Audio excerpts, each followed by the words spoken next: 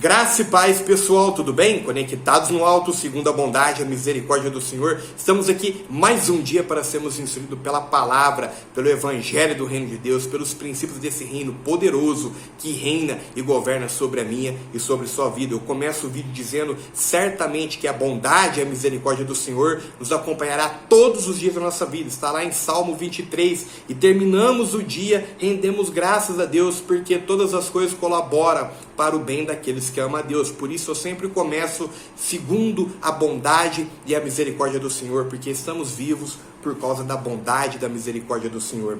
Eu quero dar continuidade aqui no Evangelho de Mateus, no capítulo 14. No último vídeo eu disse da questão natural das coisas, para que os nossos olhos não estejam focados e colocados nas questões naturais, assim como os discípulos ali, na questão da multiplicação dos pães, os olhos deles estavam na questão natural. Havia poucos peixes e poucos pães, é impossível alimentar uma multidão, mas o Senhor Jesus, quando ele ergueu aquele cesto e ele rendeu graça, os olhos dele não estavam na questão natural, mas sim espiritual. E no mundo do espírito tudo é possível para aquele que crê. E o Senhor chama na existência aquilo que não existe como se existisse. Eu quero continuar no versículo da continuação do contexto da multiplicação dos pães e do peixe, para focar na questão espiritual, continuar falando para que os nossos olhos estejam voltados para a questão espiritual e não natural das coisas.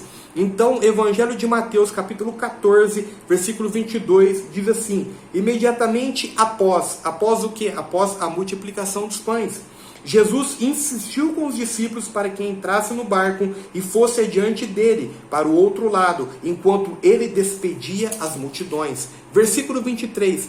Assim que mandou o povo embora, subiu sozinho ao monte para orar.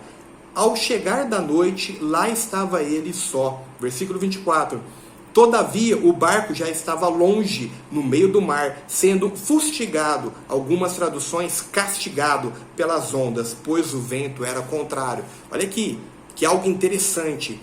O Senhor Jesus deu uma ordem para os discípulos: vai para o outro lado. Então os discípulos estavam na direção do Senhor, só que o vento era ao contrário. O barco estava sendo castigado pelas ondas. Talvez a minha e a sua vida está sendo castigada pelas ondas, mas a direção é correta, a direção é certa. E eu digo para você, eu digo para mim, continuemos nesse caminho, avançando para o reino de Deus, porque todas as coisas colaboram para o bem daqueles que amam a Deus. E você vai ver que essas ondas também colaboraram para gerar fé nele, principalmente em Pedro. Versículo 25. Na quarta vigília da noite, foi Jesus ter com eles, andando por sobre o mar. Quando os discípulos o viram andando sobre as águas, ficaram aterrorizados e exclamaram: é um fantasma! E gritaram de medo. Olha o pânico dos discípulos.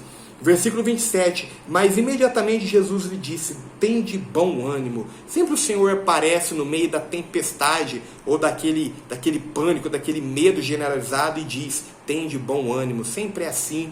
Eu e você vamos ouvir a voz do Senhor suave no nosso coração: tem de bom ânimo, meu filho amado. Sempre o Senhor age dessa forma. Versículo 27, mas imediatamente Jesus lhe disse: tem de bom ânimo, sou eu, não temais. Ao que Pedro exclamou: Senhor, se és tu, manda-me ir ao teu encontro, por sobre as águas. Então Jesus respondeu: vem. E Pedro, deixando o barco, andou por sobre as águas e foi na direção de Jesus.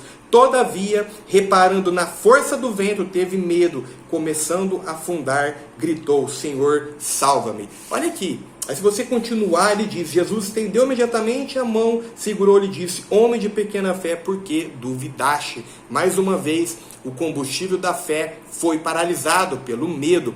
A pessoa que tem medo, ela é impossível manifestar ou agir na dimensão espiritual, porque o medo é inimigo da fé, o medo paralisa a fé. Então Jesus diz: homem de pequena fé. Novamente Pedro, ele foi na unção, ele foi mediante um comando do Senhor: venha, e ele andou sobre as águas, mas ele tirou os olhos da questão espiritual, da dimensão espiritual do espírito, e focou na questão natural. E quando ele foca na questão natural desse mundo, imediatamente ele começou a afundar. Isso significa que a minha e a sua vida não tem que estar fundamentada nas questões naturais. mas a minha e a sua vida tem que estar fundamentado na fé, porque a palavra diz, sem fé é impossível agradar a Deus. Sem fé, Jesus foi impedido de agir, como eu disse no último vídeo. Então, a fé é o combustível que move o reino espiritual. A fé é o combustível do reino de Deus operar na minha e na sua vida aqui na terra, nessa dimensão.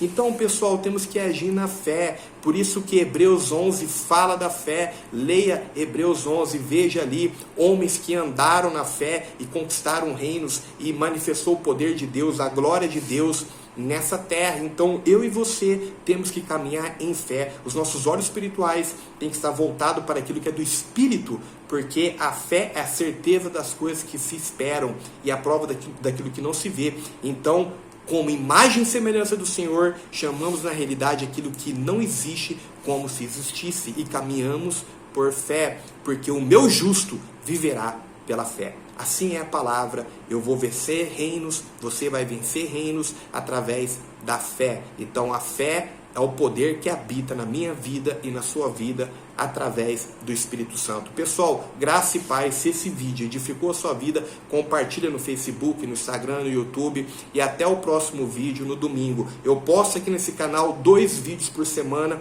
no máximo de 7 minutos, para edificar a minha e a sua vida. Então compartilha, pessoal, algo rápido, é um vídeo curto que vai edificar, que vai te posicionar no reino de Deus em fé, para que você desfruta do melhor da sua vida. Graça e paz, e até domingo.